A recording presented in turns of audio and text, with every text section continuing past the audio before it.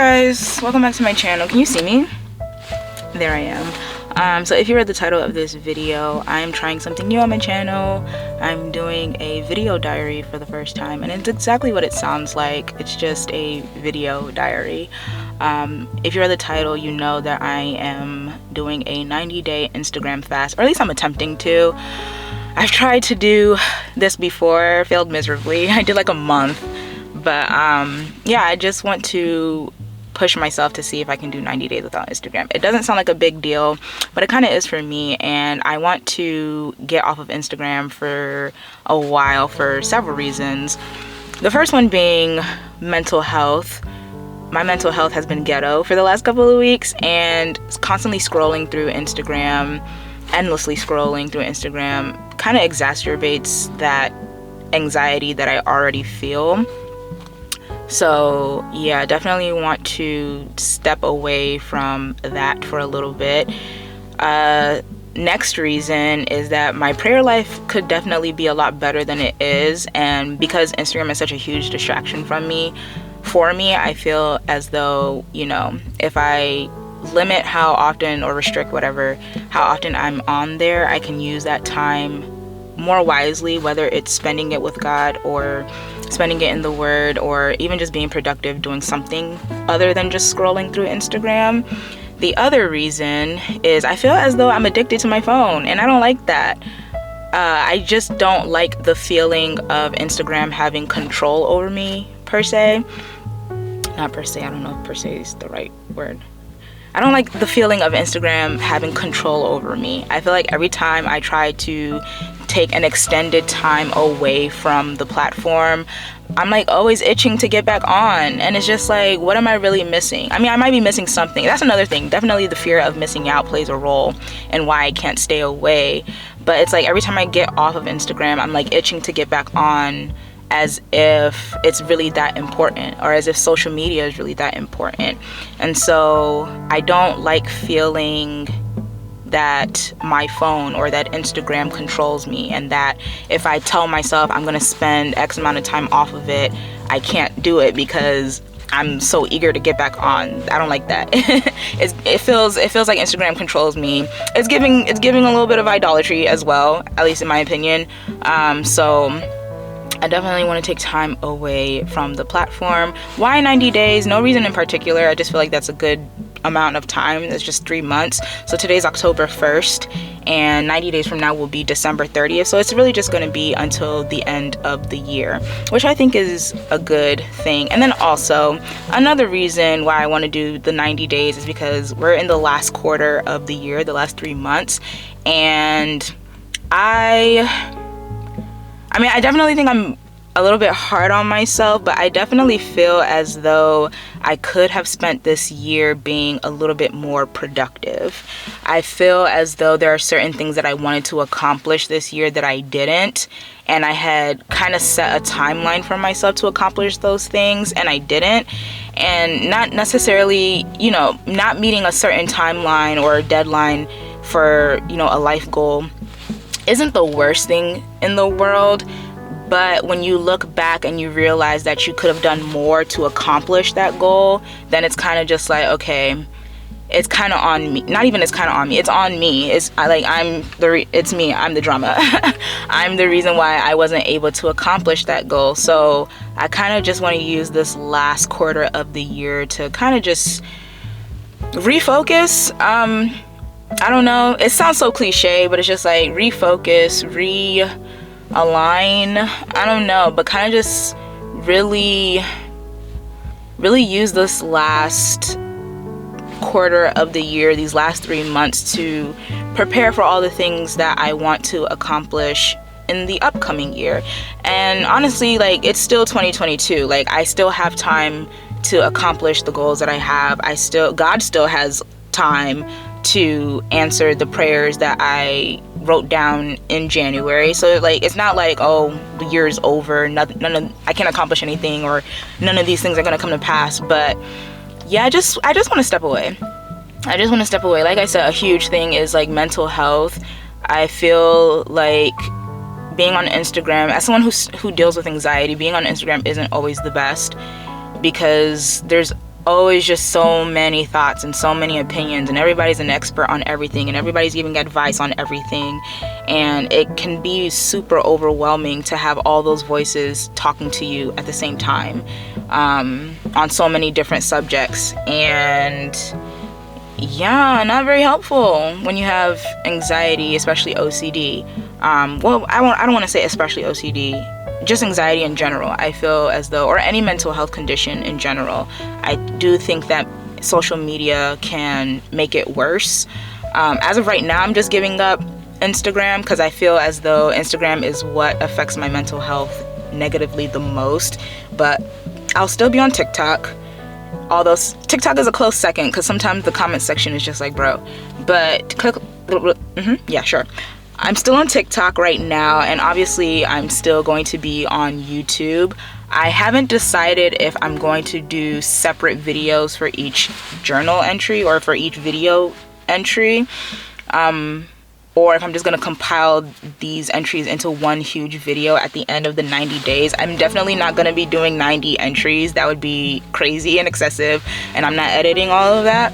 But yeah, I just want to use this as a way of checking in and, you know, just using it as time to reflect.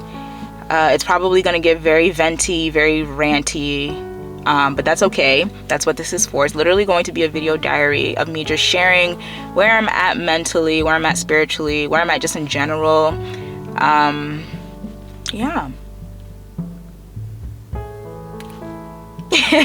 One of the things that I want to make sure that I'm doing is replacing that time that I usually spend on Instagram doing things that are more productive.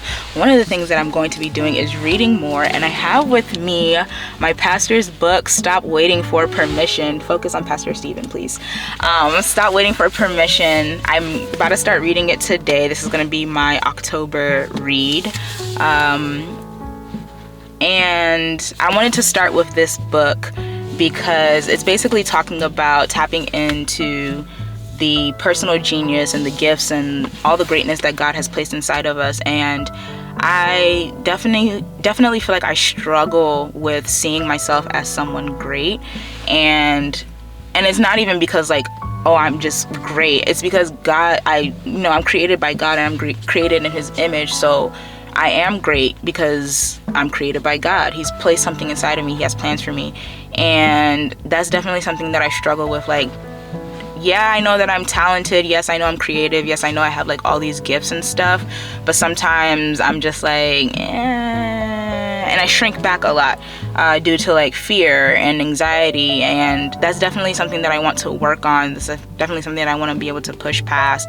And with this book, in addition to like, of course, prayer and spending time with God, I definitely feel as though it will help encourage me, and it'll help strengthen me to be great and do the great things that God has called me to do without shrinking back, without fear. And I definitely feel as though it will boost my confidence. So I'm actually at the park right now, and I'm about to read. But yeah, other than that, I just want to, do stuff that feels productive, and be present and be in the moment and not just constantly on my phone. I did set aside, well, not set aside, but I did come up with like a rule for my Instagram fast that I can check my DMs at the end of the day. But the app is not going to be on my phone. I'm going to be checking it through the web browser version of the app, just to not tempt myself to like scroll on there. But I know people will be messaging me, not a lot of people, but before I decided to do the fast, I was in contact with someone that I'm doing a song with. So I don't want to be like completely MIA where I'm not seeing messages like that. But otherwise, just not going to be on the app. And I already have a grid of like 90 boxes that I'm going to check off at the end of every day. And even though I anticipate cheating and getting on Instagram, I'm gonna try not to put that in my mind. I'm gonna try my best to actually go with the exception of checking my DMs. I'm actually gonna try to go the full 90 days and not be on the app, so it's already off of my phone. But yeah, I just want to be able to replace Instagram with more productive stuff, whether that's reading a book, whether that's working on music, whether that's just getting outside, taking a walk. I got back on my skateboard yesterday, so I want to do that again. Even though the temperature is dropping, I might not be able to be outside as much, but yeah, just replacing Instagram and social media with productivity. And I definitely think it'll be helpful to my mental health.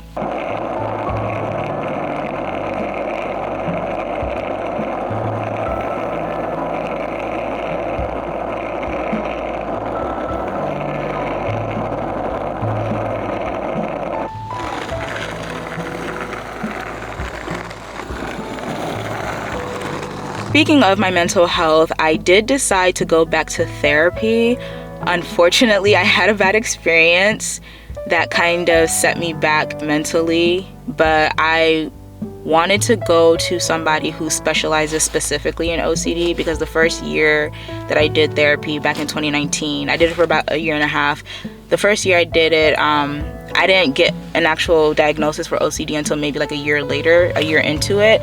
And my therapist did not specialize in OCD. So we did a lot of it's called CBT. So it was a lot of talk therapy, and it was great, but that's not the proper treatment for OCD. The proper treatment for OCD is ERP. So I wanted to go to someone who specializes in OCD and, begin the treatment for it. However, my first session didn't go very well. The therapist was she just came off very uninterested, very aloof, very I feel forced to be, it felt like she was being forced to be there. And then at the end of the session, I found out that she would actually be leaving the company at the end of October, and so I would have to be transferring to a new therapist. And I was like, it makes sense, because you're acting like someone who just put in their 2 weeks. But yeah, that was super discouraging, because I opened up and I said things that I've never said out loud to anyone before. And so it's to do that is pretty traumatizing, but to do that and then to find out that you're gonna have to transfer to a new therapist and probably have to open those wounds up again, I was kind of just like, no thanks. So as of right now, I'm I do want to go to therapy, but that was a lot, and I didn't think that it would affect me so negatively, but it was really a lot, and I don't know that I'm ready to jump right back into that. So I do want to go to therapy, but at the same time I don't. Yeah, it was very discouraging though to talk, because I feel as though OCD is already isolating enough as it is, and anytime I talk to people about it, people are great, people will listen to me and people will try to understand, but ultimately I do know that unless you're actually experiencing something, you can't fully understand it. And so a lot of times I just feel as I feel lonely and misunderstood.